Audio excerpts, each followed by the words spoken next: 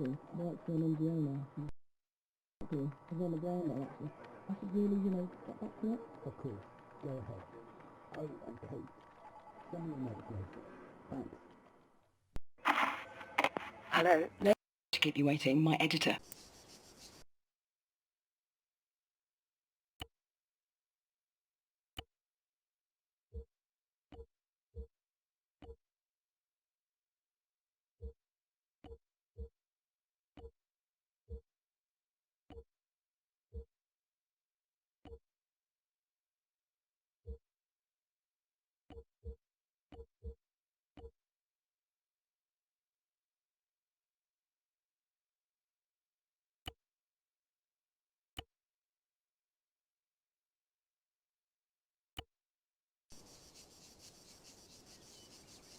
And do you know where he was going that day? To the church. He was going to church.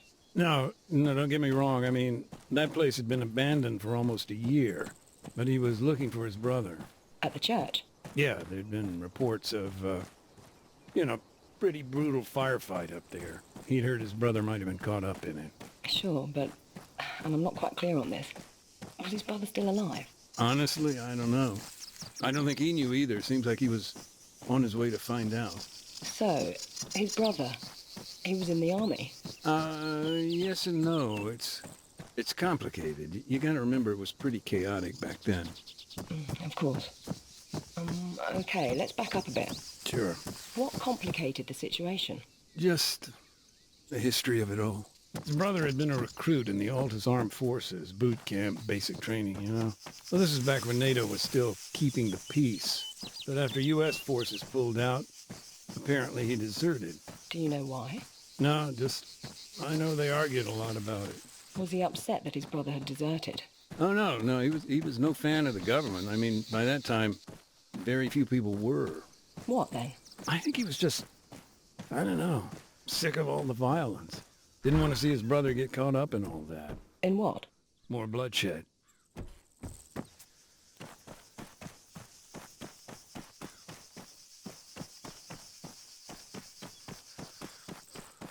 You say bloodshed? You mean with the guerrillas? Our, resident non-state actors. His brother had become dead set on joining the cause. I see. And that brings us to the church. The firefight? Yeah. U.S. forces were invading, the guerrillas were finally on the front foot. You can imagine the mess. I've seen the pictures. Right. It was more than just that, though. All those competing factions, people just disappear in that kind of chaos.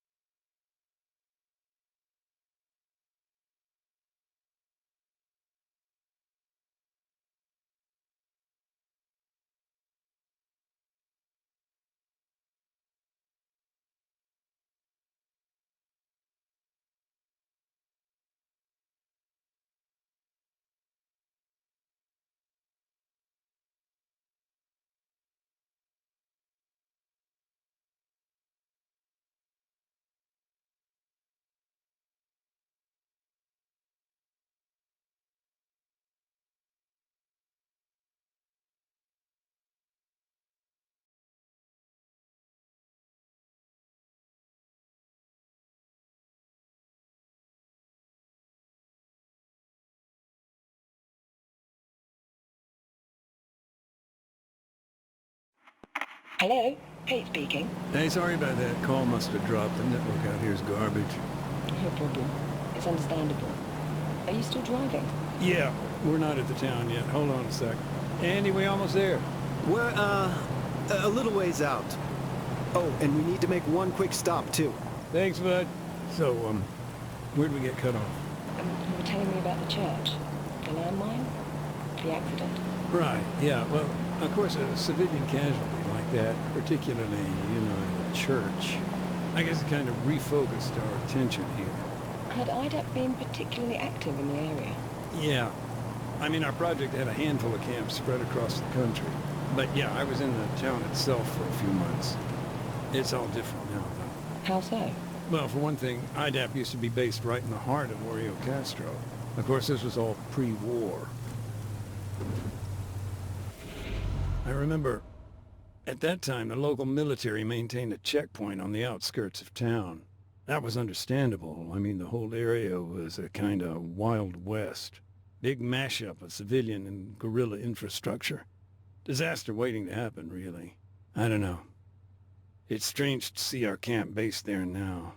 Hey, sorry about the holdup. We're on the way now. All right, thanks, Andy. So, what's your role there today? Now, in general, the provision of aid. There was a lot of damage. IDAP fills the gap.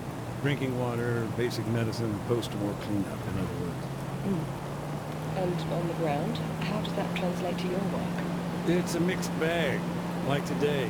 Part demining, part unexploded ordnance disposal. I see.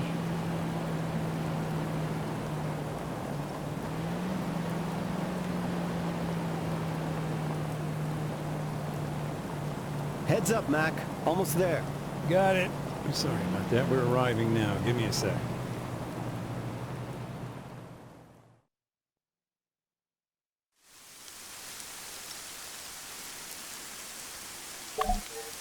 All right, Mac. That's your stuff all laid out here. Hold on just a sec, Kate. I need to get set up. Take your time.